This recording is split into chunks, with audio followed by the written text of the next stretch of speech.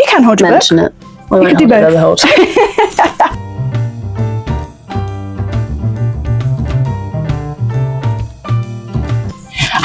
Hello, and welcome to It Started at Surrey, Stag Radios podcast, where Surrey alumni return to the campus for an evening of reading and networking to share where their journey began and where they are now. I'm your host, Sophia Avrella, and today I'm joined with Alice Wilkinson, and I've written a book called How to Stay Sane in a House Share. What course did you study at the University of Surrey, and how do you think this helped you for a career as an author? Yeah, so I did English literature with a year in industry. So I did a third year placement year at IBM, that big tech company, and then came back to do my final year. I think doing a literature degree, you read a lot of incredible writing, and I think that made me a better writer. I still think it makes me a better writer to read incredible writing. So yeah, I think having 4 years to kind of like immerse myself in brilliant literature definitely sort of led me down a path to being an author. I also think the research side of doing a literature degree is very helpful. I'm a journalist and a non-fiction author, and I think in both types of writing, often like writing with an argument or a viewpoint, and I think doing research, it's kind of like not that far from doing university essays where you research, but you kind of need to, you know, properly absorb that information and then think about your viewpoint on it and an original thought on it. And I think that was something that I really feel, started at Surrey and I still use today, or still working on today.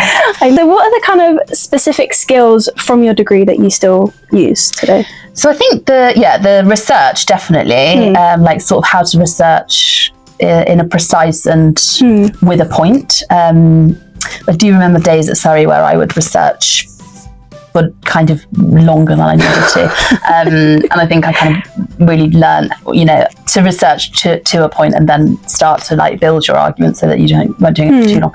And then I think like structure, I do remember the university essays, they were very hot on structure, and I think I still kind of use the same techniques now, like when I'm writing something, especially really something really long, where you're like, okay, this is doing this and this is doing this, where you're sort of like accounting for every part of your writing. I think that's something that I really learnt from all the lecturers at Surrey. But yeah, I think those are probably the two skills off the top of my head. So tell us a bit more about your book. What was your inspiration for it? Why did you start writing it? Yeah, so when I left university, so I also did house share at university, halls, and then a kind of a student house on Walnut Tree Close between the uni and the station. And but then I moved to London, and I think house sharing just went on for longer than I ever thought it would. Like, I think it was sort of a student thing, and then I don't know, sort of my 30th birthday rolled around and I was like in my 8th house share, and I think just every single setup I'd been in, and they weren't all bad by any means, like I was actually in the best one when I thought about writing this book. But, you know, I lived with friends, I lived with strangers, I lived with one woman, I lived with 5 people. I had so many iterations of house shares, and all of them were really bizarre. Like in every single one of them, there was a new challenge. And I just thought, you know, there was at the time, so Dolly Alderton, you know, 10 years ago this was, so she'd just written Everything I Know About Love, which was set in a house share, and it was very romantic. And, you know, I felt like, oh my God, that's not my experience of house sharing. And I felt quite bad that I wasn't like having this really like romantic time with the people that I shared. Like, there were definitely moments of connection and intimacy, and it was wonderful in lots of ways, but I was also finding it really hard. But then there was people kind of talking about the rental crisis, like Vicky Spratt is also a writer that kind of was around at that time and still is now a housing expert and journalist.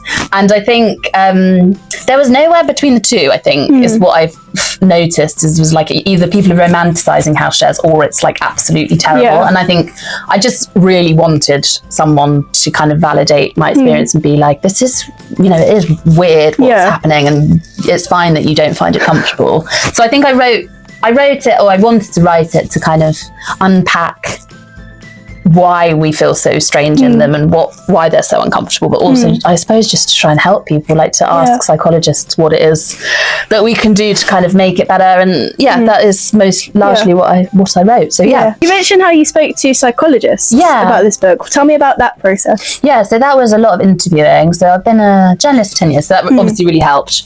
But it was kind of interesting because it was kind of verging on like a therapy session, but also, you know, in a professional way, was trying to draw, you know, ideas that would work in a book as well, because a lot of the challenges I was taking to the things that I was feeling and experiencing in house shares. And a lot of the psychologists, to be honest, were like, yeah, that sounds really rough.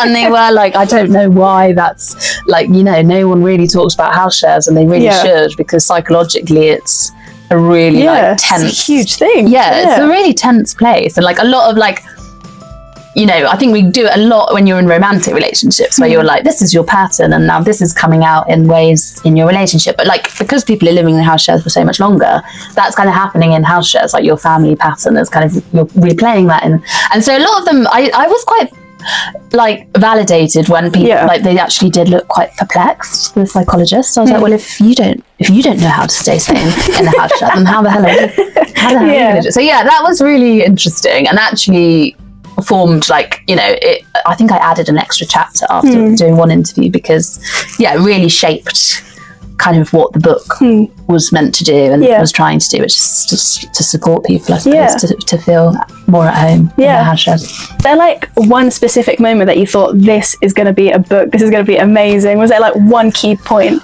I think the moment that really sticks in my mind was in one of my best house shares, where I was living with my school friend, and like even then I was like, this is a really good place to live, and I'm still finding it hard. And I think it was that moment where I was like, someone's got to talk about this. And I did start, like for ages, I started writing down like my stories from house shares, but I never did anything with them, and then they probably stayed in a book, which I was just writing kind of notes in for like 2 years before I started to like shape it into a book proposal. What was the most challenging part of putting all of this together? So I think actually it was sort of navigating the publishing industry as a first time author was very daunting, and it was hard to, you know, you feel both like really amazed that you're being given this opportunity, but then largely left alone, which I found really weird, because I was kind of terrified at the prospect that I was writing a book, but also, you know, it's freeing because you get all this space to write, but like, you know what it's like when you write a dissertation or a big essay, like there's long stretches of time where you feel like you're going a bit mad. And I think that I think I expected there to be more kind of time with the editor or time with my agent, and actually once you've got the book deal, they sort of leave you alone. And I think I think that was the biggest challenge. I was a bit like, I've got this huge project on my hands, I need to write, it was like 90,000 words in this much time, and I am completely on my own. And also wanting it to be good, of course, capture everything, it just felt very solitary. And parts of that are wonderful, like it's nice writing alone, but I think that was probably the biggest challenge. You touched on a key point there about the writing process being really lonely. How did you navigate that, and how did you also navigate another point you mentioned, was about wanting things to be perfect, like wanting it to be really good? How did you navigate kind of both of those together? So the solitary thing, the lonely thing, it's hard because I do think part of that is an important part of writing, and being able to hold thoughts in your head so that when you come to the page, so like it's as useful as it is not useful. So I think, you know, there's a part of the creative process where you just have to accept you do, you know, I would walk up and down the canal in East London and just voice note myself like some of the like if there was a chapter I was really struggling to like get a point across, I would just like talk it out on my voice notes and then listen to it back, and it always kind of helped me get to the bolt of it. But I also do have now like quite a few writer friends who we would go to the library together, and we wouldn't speak, or we would sort of sit in the silent section but then break for lunch, or there's, I think, surrounding yourself with people who are also working on a similar project, which I guess is what you largely do at uni. It does really, really help, because you sort of feel like you're in it together, even though, you're writing something. And then what was the second part of your question? About perfectionism. That is something I still don't really know the answer to, because it's really hard. And when you've got a big project, you can't, there is a point at which you have to be like, this is as good as I can make it.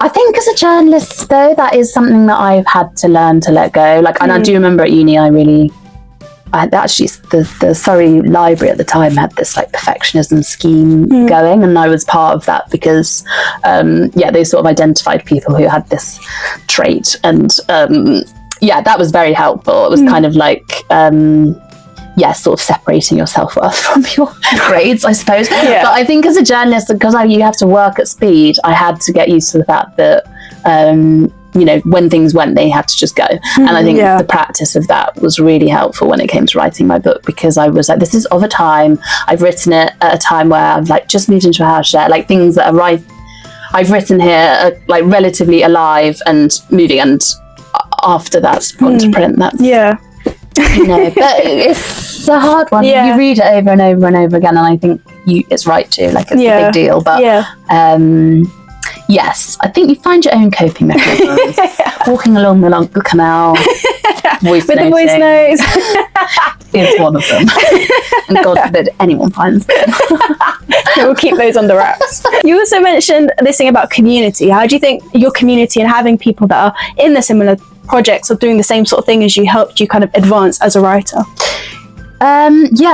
It's a huge part of, like, I think I've only really sort of realised how much of a resource it's been in the last 3 years. I think at university it's sort of given, because you're like I'm here today with one of my course mates from 2010, and like we really, like, when we were writing our dissertations, we just did it together. We'd meet in the library at 8, we'd go for lunch together. Like, it was a routine. And then I think I sort of lost that a lot when I started working in offices, and like then just recently when I started working on some of my own writing, I sort of sought out writing groups, and I think you hold each other accountable, because you have these sort of meetups and people ask you questions and like come up with solutions that you just don't think of yourself. And it's like there's a real kindness, because you sort of hold that person's work in your heart and mind and want the best for them. And if you hear of something, or you've read something that might be interesting to their work,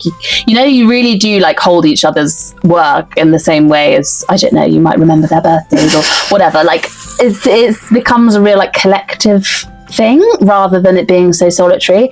And I think, there's always days where you're just like, this is absolute rubbish and I don't want to do it anymore. And all these things that writers come up against. But I think if you've got someone else expecting you at the library, or you're also coaching through a tough day, you sort of like reflect back on each other, don't you? So you're talking about kind of like, your process as a writer here at Surrey. How do you think, obviously at Surrey we do things like workshops. How do you think that kind of changed for you post-graduating?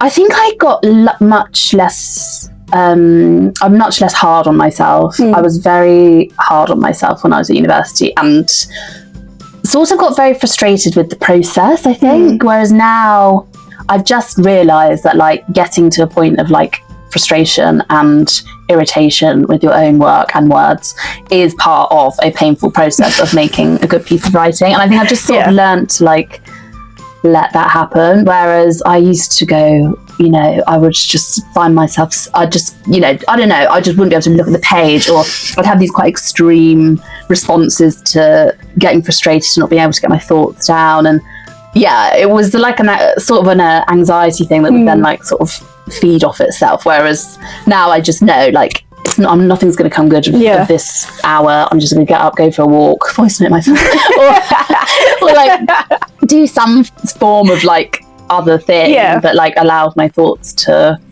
be less intense, and then come back to it.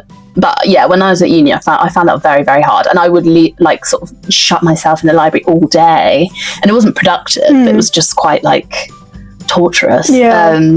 But I don't know, I think I used to also, I lived with people that weren't doing creative subjects when I was at uni, and that was also tough, because I do think there's something quite very, it's not linear, is it, sometimes when you read, you know, if you're working on an essay and you've read all morning, you know, you can actually have a really productive walk just thinking about what you've just read. But it's to the person who's doing a business degree who needs to be sitting and working on a presentation for 3 hours, that doesn't look productive. Yeah. So I used to feel like I wasn't working hard enough, but it's really different. Yeah. Those practices are very different, whatever course you're doing. Yeah. And what would you say has kind of been like your biggest challenge, you know, writing the book? Or even just on your journey in general? God, that's a big question. What has been my biggest challenge? I think finding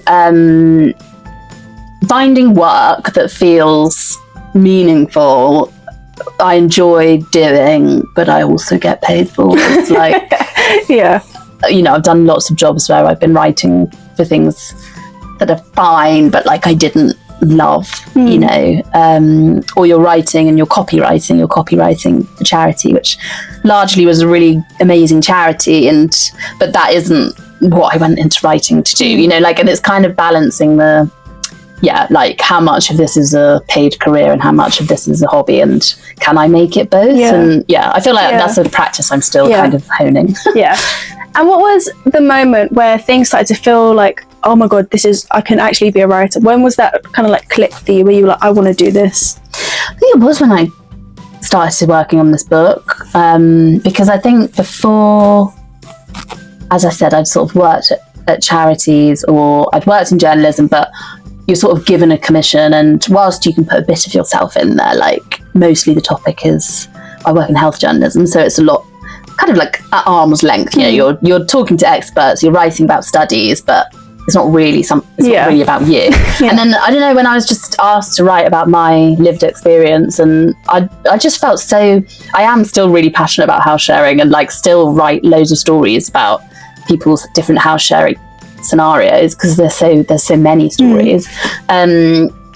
And it's just, I think it was just like that moment where I was like, I'm actually working on something that I feel really passionate about. Yeah. And there's something really different about that, because it doesn't feel like work. You're just like, this is genuinely like what I'm interested in, and it's just, I'm being asked to write about it. And then since I wrote the book, I've sort of had more success in that space, I suppose, where I've been asked to write more from my perspective, which feels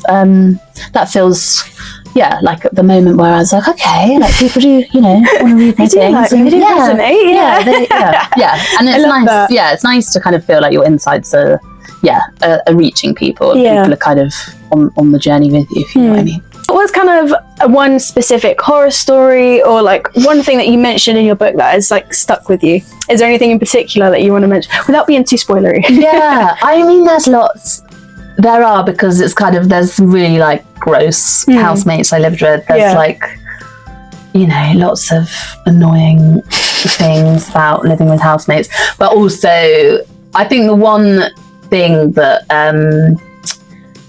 sort of, it's a bit sad really, and it does still like weigh heavy on my heart, is the chapter where I talk about where I lived with one of my best friends and we fell out, and we still haven't to this day resolved it. And I've thought a long time about not including it, because I really didn't want to revisit it, like any of the stuff that happened when we fell out, but felt like it was very important, because I think it happens to a lot of people in house shares. And I kind of really, it was very cathartic to write, because it sort of allowed me to pick apart, like, you know, the fact that what we fell out about wasn't really our fault. Like, it was a situation where we were in a house share and under very intense circumstances during COVID, and you know, really, had that not happened, we probably would have been fine. I think that's the most memorable one, but not probably the most joyful one. But there are funny anecdotes, and there's lots of other women's stories in there as well. I interviewed about 35 women to sort of bring their stories in as well, because I was aware that like my own house sharing journey was probably, you know, it is like a grain of sand in the, you know, because actually there's so many. So I kind of wanted to like for each story, there's like a handful of other women that have also got anecdotes about the same challenge and issue, because it sort of shows different ways of approaching a situation. And that was very interesting. Lots of funny stories from them as well. How do you think that one story in particular really like affected you and kind of changed the way you think about house shares? With my friend? Yeah, or even the way you think about friendships in general. I think there was this like maybe ability to see circumstance as something separate from like relational, like, you know, and I'm finding this a lot with my friends who are having babies, which is probably not anywhere near what students do. But like, it's kind of realizing that the pressures of life and the pressures of a situation are not necessarily reflective of how much you care about each other or someone's strength of character, and that you really need to be able to sort of zoom out sometimes and be like, well, this is, you know, we're both under a lot of pressure because of X, Y, and Z, and let's just like allow each other some space. And also, and actually it's a quote in one of the chapters that I pulled from Dolly Alderton. I don't know if I can find it off the top of my thing, but it was like, true friendship is about taking it easy on each other, knowing that life has its tides that take you to various places and that you'll find a way back to each other at different points. That like, it's okay if like your friendship drifts for a bit whilst you're both dealing with different things, and then you come back together. And I think that was the thing, like when I was, this argument that you'll read about if you read my book, was largely based on like, quite intense periods. And I think actually probably we should have just had some distance, and then, you know, that it was all quite fractious and fraught. And I think just being able to allow each other some space for a bit and realise that that's not the end of a friendship, like it will come back, feels like something I definitely held on to. And hopefully, well, I haven't fell out with any friends since then, so maybe it's taught me something. It's kind of like one rule that you've kind of kept within yourself from like past experiences where you're like, I'm not doing that again, or I'll do this again. So what is like one kind of rule that, you know, you're adamant about in house share? I mean, I say this with sort of clenched fists because it is having difficult conversations, and I absolutely hate them. But I think it's so important to be able to have them, and almost once a week. I think you need to just sort of rip the band-aid off as quickly as possible. Like even now, like the neighbours I live near, I have to have difficult conversations with them, but I tried to like do it quite quickly when I moved in, because I was like, we just need to kind of have this in our armoury as, you know, in our relationship, because you just need to be able to say like, this is really annoying for me, or like, and it not be a massive deal. And I think when I was first house sharing, and I think a lot of people pleaser type people will do this, you just sort of, oh no, honestly, that's fine, and it's actually not, and then you end up exploding. So that was my first advice, is just like, get comfortable having uncomfortable conversations. And then the other thing I think I was doing a lot in house shares was like seeing them as very temporary, and probably in university context it is, because it's one every year, isn't it? You sort of shake it up. But when I moved, I think I wasn't really allowing myself to make myself feel at home, because I was always seeing it as temporary. And I think then you don't really invest in the space, and you don't invest in the people, and actually you sort of owe it to yourself to find a bit of a middle ground where you're like, this is my home and I do deserve to make it feel like home, and it won't be forever, but like just allow yourself to have the difficult conversations to make it as nice as possible, and sort of arrive there, like be quite present, because I feel like a lot of people are just like, I hate this house. I don't want to, you know, I don't want to feel relaxed because I'm disassociating because it's a gross space, or it's not where I'm going to be forever. And so what advice would you kind of give to your younger self at Surrey, whether that's your fresher self or post-grad self? What would you say? I think it would be to put less pressure on myself, to trust myself, and to enjoy, sort of allow myself to lean into the things that I found most interesting.